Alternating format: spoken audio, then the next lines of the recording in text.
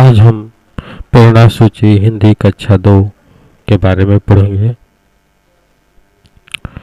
H201 H202 इसका अर्थ है सुनकर समझना और प्रतिक्रिया देना।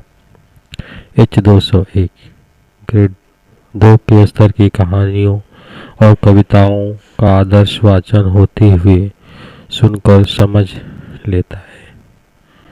H202 स्पष्ट तौर पर कहे गए मुख्य विचारों, पात्रों और घटनाओं को स्मृति के आधार पर बता सकता है तथा आदर्श वाचन किए गए पाठ से सरल निष्कर्ष निकाल सकता है। अब है H203 मौखिक शब्दावली। ग्रेड 2 के पाठ में इस्तेमाल किए गए टायर 2 के शब्दों को समझते हैं, जैसे ईमानदारी, उदारता तथा इनमें से कुछ का अपने जवाबों में इस्तेमाल कर सकता है। H203 हो गया। अब H204 मौखिक अभिव्यक्ति व वर्णन और 205 ये दोनों संबंधित है। H204 और 205 मौखिक अभिव्यक्ति व वर्णन घर की भाषा में अपनी सोच, विचारों व राय को मौखिक तौर पर व्यक्त करता है तथा पात्रों व कथानक के बारे में प्रश्न पूछता है। ये 204 था। 205 चित्रों के माध्यम से किसी कहानी को घर की भाषा में हाव भाव व शब्दावली का इस्तेमाल करते हुए सुना सकता है तथा तथ्यों को हिंदी के सरल वाक्यों में पुनः बता सकता है। अगला है 206 ध्वनियों में जोड़ तोड़ कर पाना। यह है ध्वनियों में जोड़ तोड़ कर पाना। बहुअक्षरी शब्दों की ध्वनियों को जोड़ तोड़ कर सकता है। अगला है 207 वर्ण पहचान।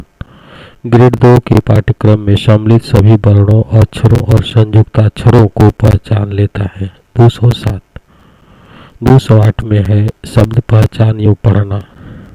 ग्रेड 2 के अंत तक सिखाए गए वर्णों, अक्षरों से बने परिचित शब्दों को उचित गति, शुद्धता के साथ पढ़ सकता है।